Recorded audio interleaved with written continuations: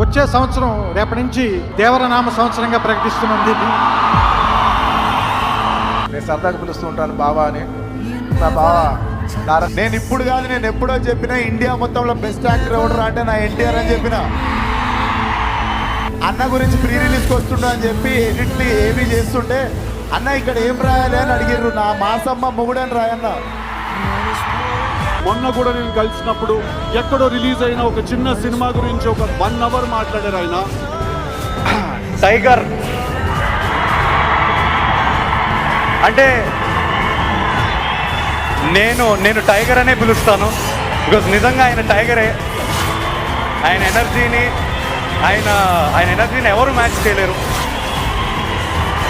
అన్నయ్య తారక్కి ఇక్కడ వచ్చేసినందుకు ఆయన్ని తారక్ గారంటే ఆయన తట్టుకోలేడు.